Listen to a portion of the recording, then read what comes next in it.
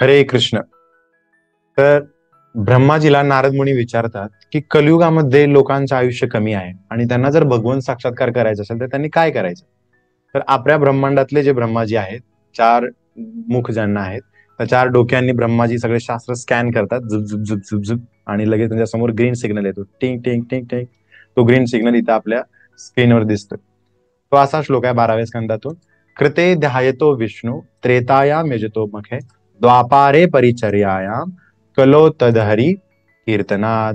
तर काय, सतयुगामध्ये भगवंतांचं ध्यान करून भगवंतांची प्राप्ती करायची, पण सर्वांनाच आता ते ध्यान करणं शक्य नाही. 5 मिनिटं जरी जागेवर बसायचं म्हटलं तरी आपल्याला ते असह्य होतं आहे ना. आणि परमात्म्यावरती ते ध्यान करायचे.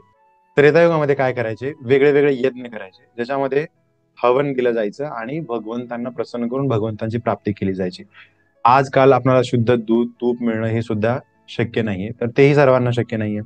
त्यामुळे द्वापार युगामध्ये काय करायचे की भगवंतांची डिटेलमध्ये पूजा अर्चना करायचे, ध्यान वगैरे तर करून भगवंतांची डिटेलमध्ये पूजा करायचे. पण हेही सगळ्यांना शक्य नाहीये, बरेच नियम वगैरे पालन करावे लागतात.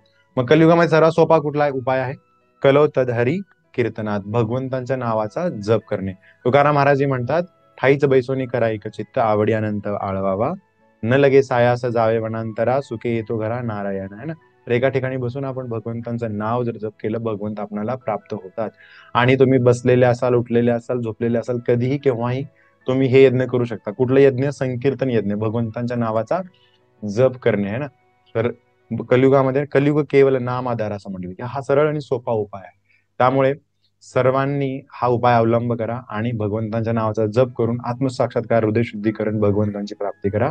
हरे कृष्ण कृष्ण कृष्ण हरे हरे, हरे राम राम राम हरे हरे.